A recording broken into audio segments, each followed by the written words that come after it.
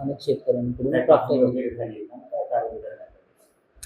जालना जिल्ह्यामध्ये आपण सोयाबीनचं जर पेरणी क्षेत्र पाहिलं तर आपलं जवळपास 1,82,000 हेक्टर क्षेत्रावरती पेरणी झालेली आहे आणि मोठ्या प्रमाणावरती शेतकऱ्यांनी घरचं बियाणं वापरलेलं आहे, दुकानातून बियाणं खरेदी करून वापरलेलं आहे. आता पेरणी झाल्यानंतर उगवण क्षमताही जालना जिल्ह्यामध्ये चांगल्या प्रकारे आढळून आलेली आहे, परंतु अद्यापपर्यंत कृषी विभागाकडे 61 तक्रारी प्राप्त झालेल्या आहेत. यामध्ये प्रामुख्यानं जालना तालुका आणि इतर तालुके आहेत. महाबीज हे महाराष्ट्र शासनाचं बियाणे महामंडळ आहे. महाबीज यांच्या जवळपास याच्यामध्ये 45 शेतकऱ्यांच्या तक्रारी महाबीज बियाण्यासंदर्भात आहेत. बियाण्याची तक्रार प्राप्त झाल्यानंतर कृषी विभागाची उपविभागीय कृषी अधिकारी यांच्या अध्यक्षतेखाली समिती आहे. या समितीमध्ये विद्यापीठाचे शास्त्रज्ञ, महाबीजचे प्रतिनिधी, शेतकरी आणि इतर सर्व अधिकारी असतात आणि आपल्या या सर्व तक्रारी प्राप्त झाल्यानंतर तात्काळ आपण याची दखल घेऊन सर्व तक्रारींची तपासणी करून पंचनामे केलेले आहे.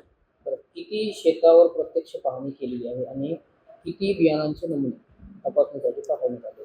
यामध्ये ज्या आपल्याला 61 तक्रारी प्राप्त झालेल्या होत्या यापैकी जवळपास 56 जागेवरती विद्यापीठ आपल्या कृषी विभागाच्या शास्त्रज्ञांनी तपासणी पूर्ण झालेली आहे आणि राहिलेले सुद्धा जे शेतकरी आहेत त्यांची तपासणी आज दुपारपर्यंत पूर्ण करत आहोत.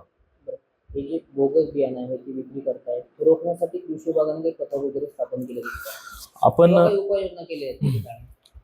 शेतकऱ्यांना उच्च प्रतीच्या निविष्ठा उपलब्ध करून देणं हे कृषी विभागाचं कर्तव्य असल्यामुळं आपण मे महिन्यापासूनच याच्याबाबत कामकाज सुरू केलेलं होतं.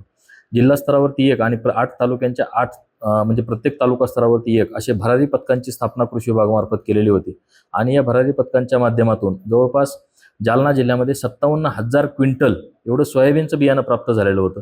या सर्व बियाण्यांची तपासणी करून यांचे नमुने काढून आपण हे तपासणीसाठी दिलेले होते. त्याच्यामुळे आपल्याला मे महिन्यापासूनच आपण याच्यामध्ये सर्व कार्यवाही करत आहोत. शेतकऱ्यांना मदत मिळवून देण्यासाठी कृषी विभागाची काय ठोस भूमिका असणार आहे यामध्ये? कारण तुमच्या कारवाईकडे लक्ष लागलेलं सगळं शेतकऱ्यांना. तक्रारी प्राप्त झाल्यानंतर त्याची विहित मार्गानं तपासणी करणं, त्याचे पंचनामे करणं आणि पंचनाम्याचे आदेश शासन निर्णयाप्रमाणे त्याची तपासणीचे नुकसानीचं परिमाण ठरवून त्याच्याप्रमाणे तपासणी अहवाल देणं हे कृषी विभागाचं कर्तव्य. त्याच्याप्रमाणे आपण हे करतोय आणि शेतकऱ्यांना मदत मिळवून देण्यासाठी कृषी विभाग याच्यामध्ये शेतकऱ्यांना मदत करतो. 61 तक्रारीमध्ये 39 तक्रारी महाबीजच्या आहेत, सरकारी कंपनी आहे महाबीज, त्यांच्या एवढ्या मोठ्या तक्रारी आहेत. काही रिपोर्ट पाठवलाय का सरकारपर्यंत या बोगस बियाणासंदर्भात आणि या कंपनीवर काही कारवाई होऊ शकते का? निश्चितच महाबीजच्या तक्रारी प्राप्त झाल्यानंतर एक कृषी विभागामार्फत सोयाबीनच्या प्रात्यक्षिका राबवण्यात येत असतात आणि या प्रात्यक्षिका अंतर्गत महाबीजचं जे बियाणं वाटप शेतकऱ्यांना दिलेलं होतं याच्यामध्ये उगवण क्षमता आढळून आलेली नाही. याच्या बाबतीत जिल्हास्तरीय मी स्वतः आणि माझे सर्व अधिकारी आणि महाबीजचे सुद्धा जिल्ह्याचे आणि विभागाचे अधिकारी आम्ही समक्ष त्याची पाहणी केलेली आहे, त्याचा तपासणी अहवाल तयार केलेला आहे आणि सोबतच या बियाण्याच्या ज्या लॉटची तक्रार आहे तर त्या लॉटचं बियाणं तपासणीसाठी लॅबकडे पाठवण्यात आलेलं आहे. आतापर्यंत जिल्ह्यात तुम्ही तपासणी केली, कृषी सेवा केंद्रावर किती कारवाई केलेली आहे, म्हणजे किती दुकानांचे परवाने वगैरे निलंबित केलेले आहेत? आतापर्यंत आपण मे, जून आणि जुलै हा जो खरीप हंगाम आहे या हंगामामध्ये मोठ्या प्रमाणात दुकानांची तपासणी केलेली आहे.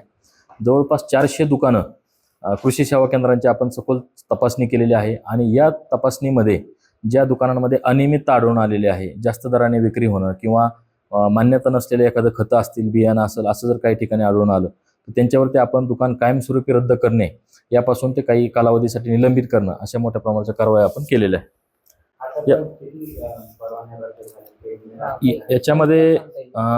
याच्यामध्ये जर आपण पाहिलं की कृषी सेवा केंद्राचे आतापर्यंत 37 परवाने आपण निलंबित केलेले आहेत आणि 4 कृषी सेवा केंद्रांचे परवाने हे कायमस्वरूपी रद्द केलेले आहेत. यापुढेही अशा प्रकारच्या तपासणी आमच्या चालू राहणार आहेत आणि जर काही त्रुट्या या कृषी सेवा केंद्रावरती जर आढळून आल्या तर निश्चितच त्यांच्या परवान्यावरती आपण कारवाई करणार आहोत. लोकशाही मराठी ऐका, पहा, जागरूक रहा.